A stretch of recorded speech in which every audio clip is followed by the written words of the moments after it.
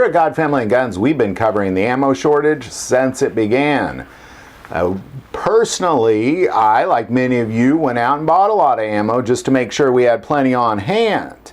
There's a lot of people out there that have a lot more ammo than one might think. A lot of people bought upwards of 10 to 20,000 rounds just to have on hand in case.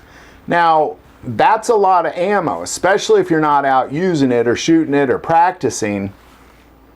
That's a lot of ammo to have on hand. And as you know, ammo definitely has a shelf life. It doesn't last forever, that's for sure. So we're going to take a look at how to store your ammo. Now, when it comes to storing ammo, I think there's a couple ways you can go about this. First we'll say what not to do. Let's talk about what not to do first. You can't store ammo in a rapidly changing temperature environment. So for example, I'm in Missouri. There's a joke here in Missouri that says if you don't like the weather, stick around, it'll change later on today, and it dramatically changes. I remember many days growing up where it's 70 and sunny in the morning and ice raining by the time the evening comes. Fronts come through and they go, and it happens really quick around here. If you are storing it in an environment that's not being cooled and heated on a regular basis to maintain a temperature, like a garage, so to say, or a shed, you're causing a lot of major problems. You're definitely shortening the life of that ammo. Typically what they'll say is ammo can sustain for about 10 years. 10 years shelf life is what ammo manufacturers say. Well, obviously ammo lasts a lot longer than 10 years, depending on how well you take care of it. So first thing I'm going to say is it has to be in a temperature controlled environment. Make sure it's in a temperature controlled environment. If you can keep it, the rule I've heard is what's comfortable for people is comfortable for ammo. So keep it, for me, my ideal temperature is about 68 to 69 degrees. And that's comfortable, and ammo likes the exact same temperatures, not too hot, not too cold. You definitely don't want to freeze your ammo, and you definitely don't want to heat it up.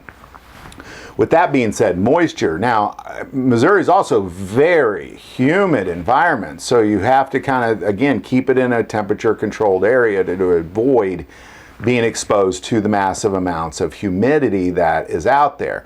Now, with that also being said, ammo has to be kind of stored in a way that you can keep track of the shelf life of it by keeping track of dates. So there's a few ways you could do this. You could kind of stack the old stuff on the top, that way you're going through it first, and then put the new stuff on the bottom, which a lot of people do the opposite. A lot of times when they leave the ammo in boxes, they'll just stack them as they buy it, which ultimately means the new stuff's on top and it gets used first. So if you could reverse that, where you're using the old stuff first, just have some kind of a system of using the old first.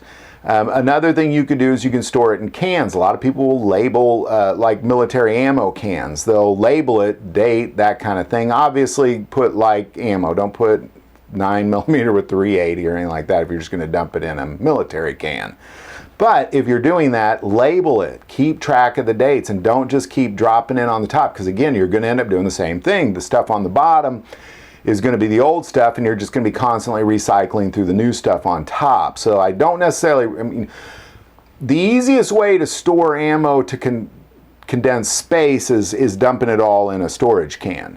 But I believe you should keep it in the boxes to help keep track of how old it is. So there's, a lot of people say store it in a can. I don't have a preference one way or the other, but if you have thousands of rounds that you don't think you're going to go through in the next 4 or 5 years, I highly recommend you have a system of keeping the old on top and the new on bottom.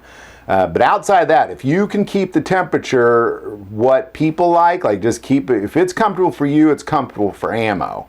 If it's getting too hot for you, it's too hot for ammo. It's getting too cold for you, it's getting too cold for ammo. And if it's jumping up and down, back and forth, your ammo is going to go downhill really fast. If you have a humid environment, which again, if you drew a diagonal line from Texas to Maine, I think everything to the right of that diagonal line is going to be really darn humid.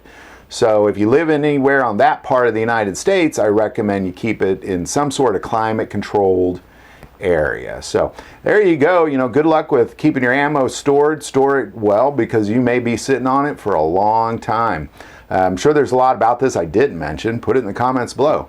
If you like this video, click like and subscribe. If you feel called to support this channel to Patreon, that link is also below.